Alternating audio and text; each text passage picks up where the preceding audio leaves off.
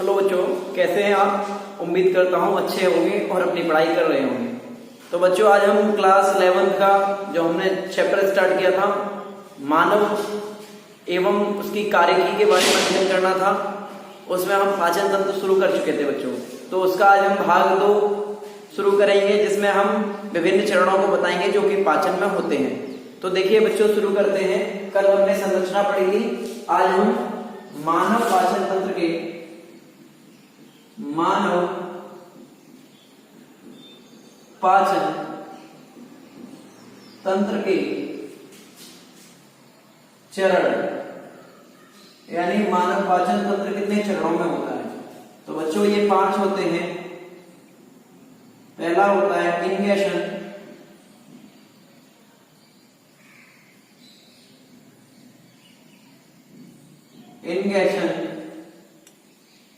दूसरा होता है डाइजेशन,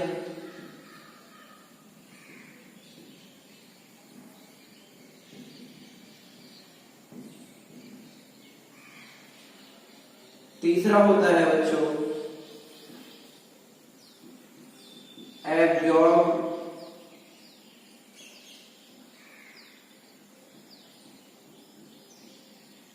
एब्जॉर्प्शन,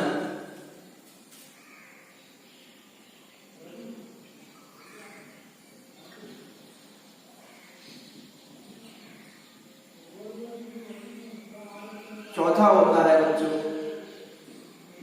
एसिमिलेशन,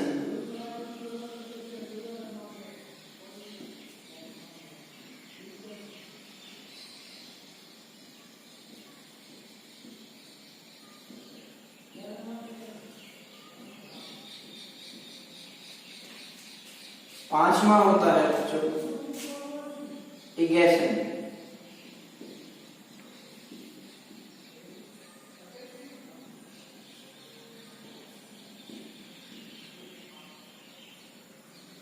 या फिर इसको एक्सक्रीशन भी बोलते हैं। देखिए बच्चों, आपको ध्यान रखना है कि इंगेशन क्या होता है, पहले मैं हम समझते हैं। इस चरण में जटिल भोज्य पदार्थ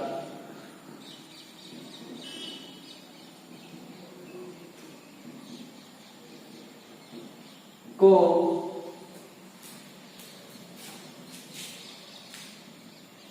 मुख एवं नासाद्वार द्वारा आहार नाल में भेजा जाता है। मतलब ये जो इंगेशन है, इस चरण में क्या होगा, जो जटिल भोज्य पदार्थ हैं, जटिल भोज्य पदार्थ कौन से होते हैं, जो हम खाना खाते हैं, खाना या भोजन करते हैं, उनको जटिल भोज्य पदार्थ कहते हैं।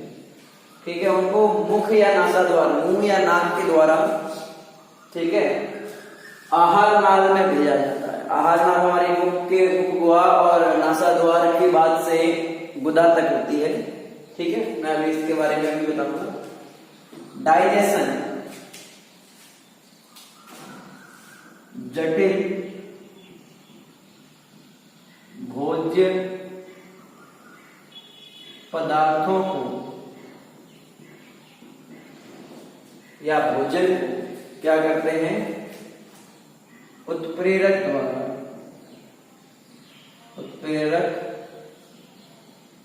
के द्वारा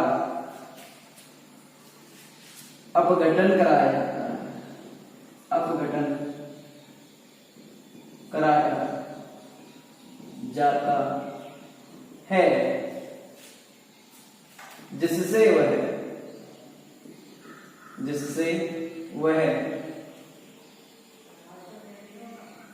भोजन अवशोषी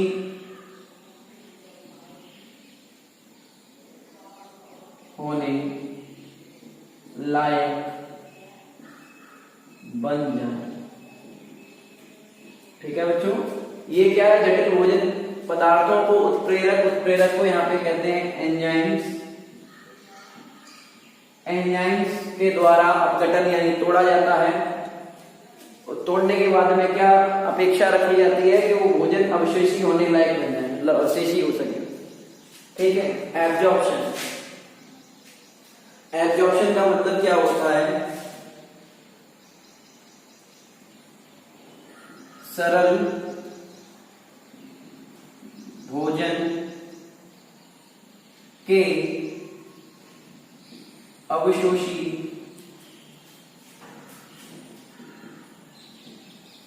अणु माइक्रोविलाई जो कि कहाँ उपस्थित होते हैं? छोटी आंत द्वारा अवशोषित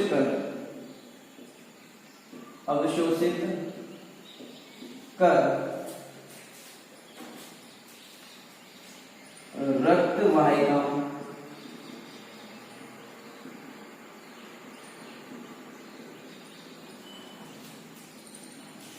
में मिल जाती है।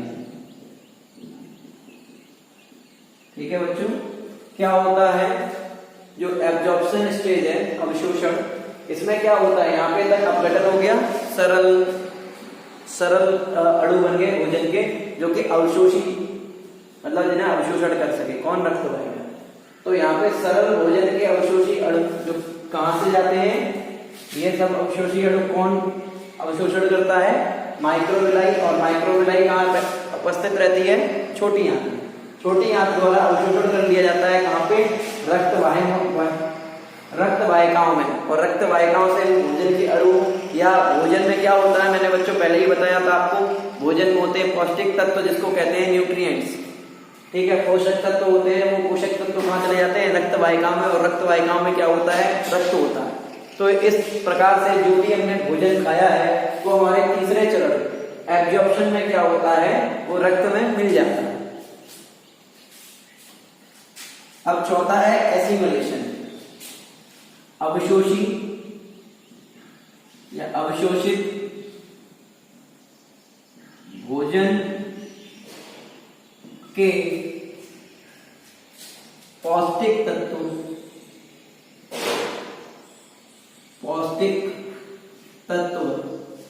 अवशोषित भोजन के पौष्टिक तत्व रक्त वाहिकाओं द्वारा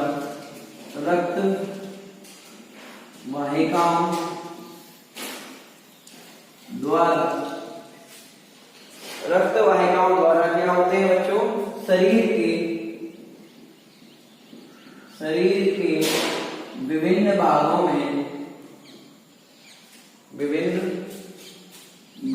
में ले जाए जाते हैं। ठीक है। एसिमिलेशन का मान लीजिए बेटा, जो हमारे पास पौष्टिक आहार आ गया, ठीक है, जो हमारे पास पौष्टिक आहार रक्त वाहिकाओं द्वारा रक्त में आ गया, तो वो क्या होगा? शरीर के सारे विभिन्न जितने भी भाग हैं, चाहे वो हृदय है, चाहे वो आपका मस्तिष्क है, चाहे वो आपका पैर का अंगूठा है, ठीक है, लिवर है, कहीं भी जहां भी उसकी जरूरत होगी तो वो वहां पे ले जाया जाएगा और उनको दे दिया जाएगा। अब क्या बचा है आपका? इगेशन। इगेशन में क्या होता है? अपाचित एवं रुक्षांश युक्त भोजन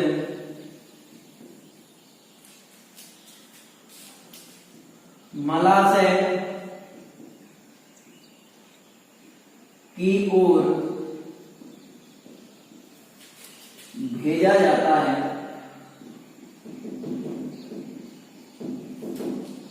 जो कि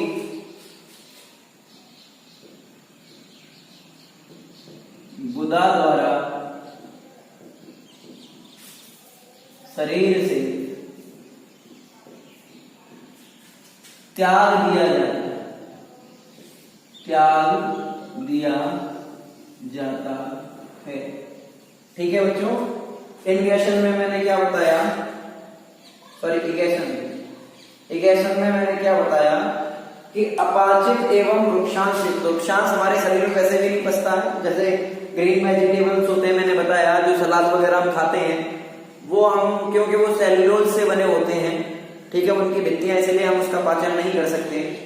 मानव उसका पाचन नहीं कर सकता है, तो जानवर उसका पाचन कर सकता है, ठीक है। तो ये क्या है कि अपाचित या तो ऊपर हमने खा लिया हो या वृक्षांश जो कि हम पचा नहीं कर सकते हैं, ठीक है। उनमें ऐसे क्या करते हैं, सलाद में से जैसे जल है, लवण है, और क्या है इंपॉर्टेंट जो विटामिन वगैरह उसमें है कच्ची हरी सब्जियों में, तो हम उनको ले लेते हैं, बाकी को आगे बढ़ा देते हैं किसकी ओर, मलाशय की ओर। मलाशय ये किसका भाग होता है बच्चों, ये बड़ी आंत का भाग होता है, बड़ी आंत की ओर बढ़ा देते हैं और उसके बाद गुदा द्वार तक पहुंचते पहुंचते इसको त्याग दिया जाता है।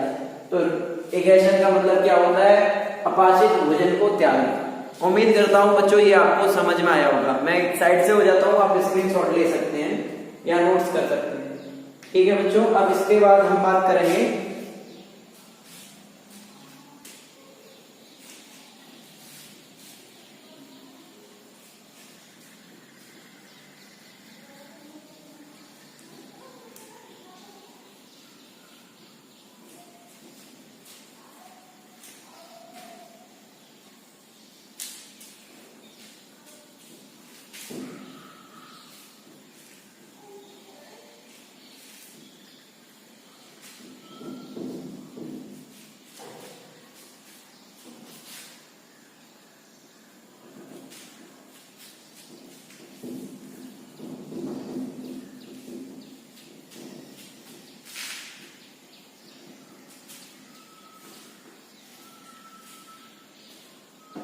ठीक है बच्चों। अब जो पॉइंट है हम इसके बारे में बात कर रहे हैं, आहार नाम। आहार नाम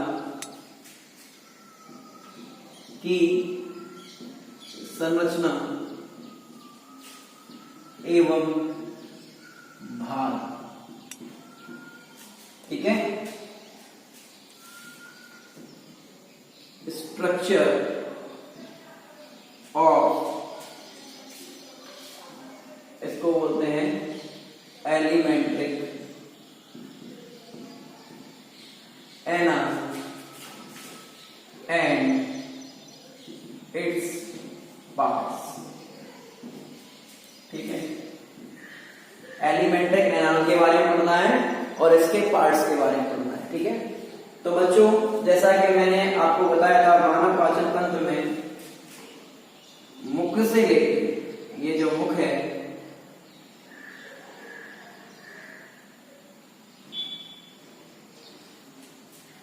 मुख से लेकर ये यहाँ पे आमाशय होता है, मैं रफली डायग्राम बना देता हूँ।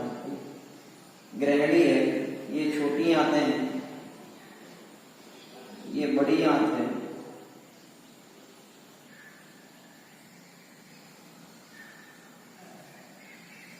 और ये गुदा, ठीक है। ये मुख गुहा है, ये नासाद्वार है,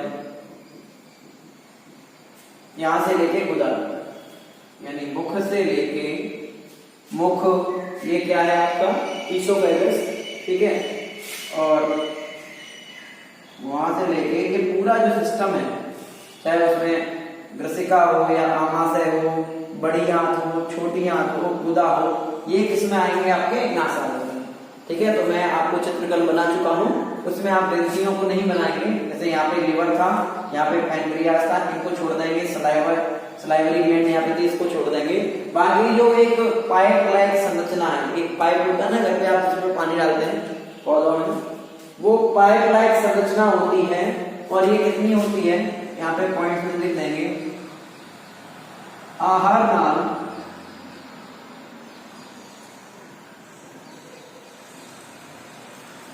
साढ़े 4 मीटर की, 4.5 मीटर लंबा नलिका रूपी होती है, ठीक है। आहार नाल क्या होती है बच्चों, 4.5 मीटर लंबी होती है और कैसी होती है, नलिका रूपी होती है। फिर मनुष्य जब मर जाता है तो उसकी कोशिकाएं स्प्लिट हो जाती हैं। ये यहां पे लिख लीजिए, जीवित में, जीवित मनुष्य में। ठीक है बच्चों। उसके बाद मृत में, मृत मनुष्य में ये 7 से 8 मीटर, 7 से 8 मीटर लंबी हो जाती है।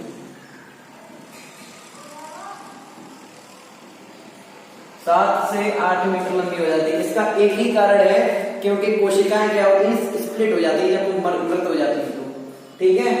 अब बच्चों इनके कुछ भाग होते हैं आहार नाल के, जैसे मैंने बताया था, मुख, ग्रसिका, ठीक है, आमाशय, उसके बाद बच्चों छोटी आंत,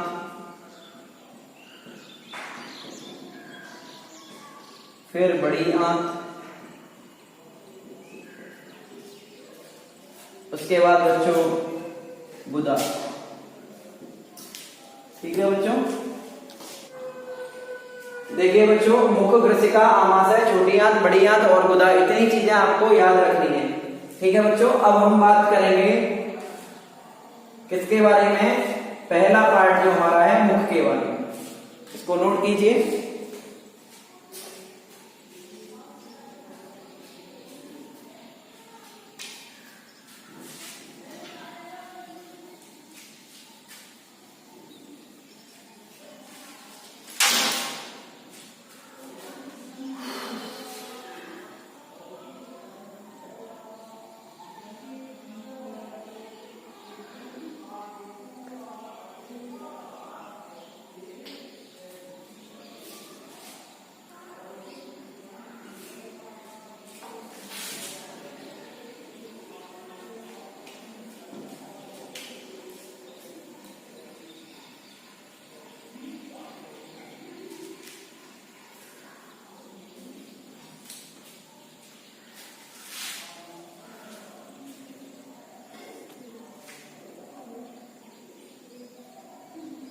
देखिए बच्चों, अभी हम बात कर रहे हैं मुख के बारे में।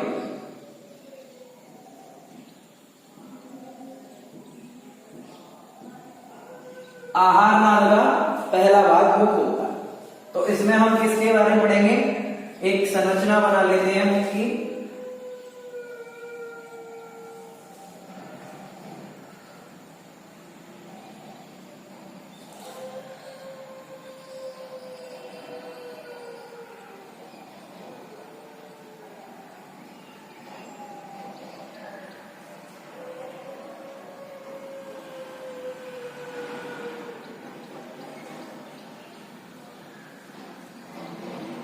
ठीक है, इसको बोलेंगे ऊपरी ओष्ठ, ऊपरी ओष्ठ या अपर लिप। ठीक है, इसको बोलेंगे निचला ओष्ठ, इसको बोलेंगे लोअर लिप। ठीक है बच्चों, इसको बोलेंगे पार्श्व भित्ति या हम बोल देते हैं गाल। ठीक है, ओठ के बाद क्या शुरू हो जाते हैं, गाल शुरू हो जाते हैं। इधर भी क्या हो जाते हैं, पार्श्व भित्ति या फिर गाल। ठीक है, ओठ के अंदर क्या होते हैं बच्चों,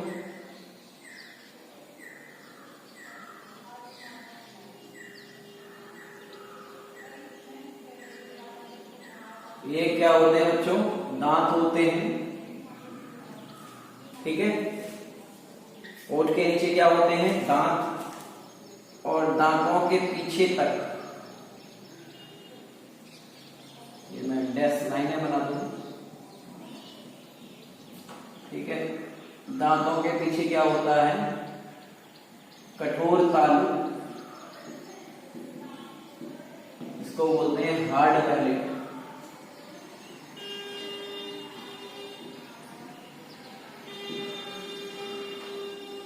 ठीक है, हार्ड पैलेट। उसके बाद यहां तक लगभग मान लीजिए पीछे तक होता है, हार्ड पैलेट के पीछे कोमल तालु। कोमल तालु जिसको बोलते हैं सॉफ्ट पैलेट। ठीक है, कोमल तालु को बच्चों क्या बोलते हैं? Soft palate. दांत हार्ड तालु, कोमल तालु। उसके बाद बच्चों देख लीजिए इसको बड़े ध्यान से, यहाँ पे भी होंठ के नीचे दांत होते हैं और ऊपर जो होता है बच्चों इसको बोलते हैं ऊपरी जबड़ा। ऊपरी जबड़ा जिसको बोलते हैं अपर जो। ठीक है, निचले ओष्ठ के नीचे क्या होता है? यहाँ निचले ओष्ठ के नीचे, निचला ओष्ठ किसमें होता है? निचला जबड़ा जिसको बोलते हैं लोअर जो। ठीक है, उसके बाद बच्चों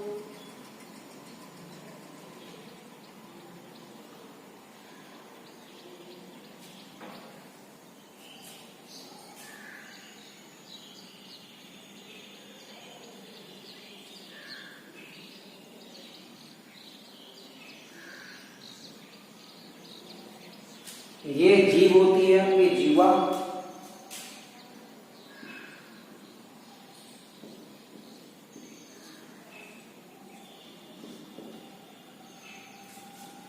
जिसको इंग्लिश में बोलते हैं टंग।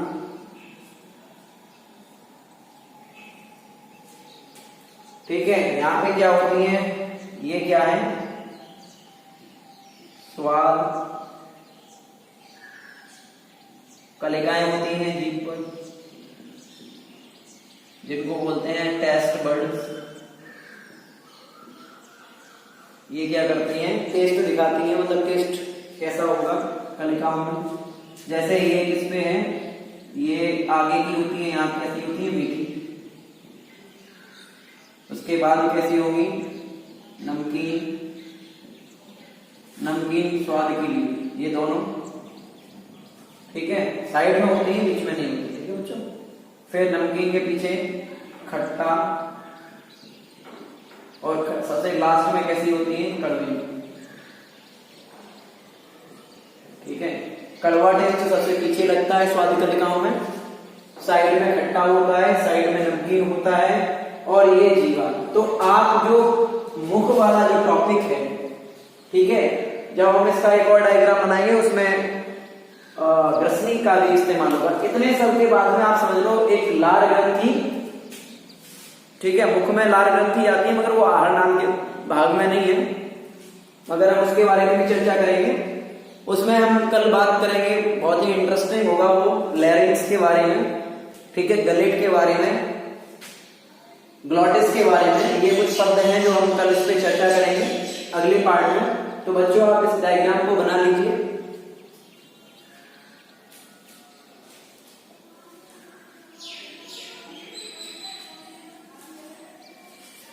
बच्चों उम्मीद करता हूं ये वीडियो लेसन आपके समझ में आया होगा, जिसमें हमने आहार नाल की संरचना, मानव पाचन तंत्र के चरण और मुख का चित्रण किया और इसमें विभिन्न जितने भी पार्ट्स होते हैं उनको बताया। कल हम इसके और ज्यादा एक स्टेप आगे लेंगे जब हम मुख की आंतरिक संरचना के बारे में अध्ययन करेंगे, जहाँ पे ग्लॉटिस, गॉबलेट और नेसोफेरिंक्स, ओरोफेरिंक्स, ठीक है, लैरिंगोफेरिंक्स, इनके बारे में बात करेंगे। ठीक है, तो डटे रहिए, एकदम पढ़ाई करते रहिए और इस चैनल के ज्यादा से ज्यादा वीडियोस देखिए। मैं आशीष चौहान आपका बहुत बहुत आभारी रहूंगा। इस चैनल को सब्सक्राइब कीजिए, लाइक कीजिए, कमेंट कीजिए। Thank you and have a good day.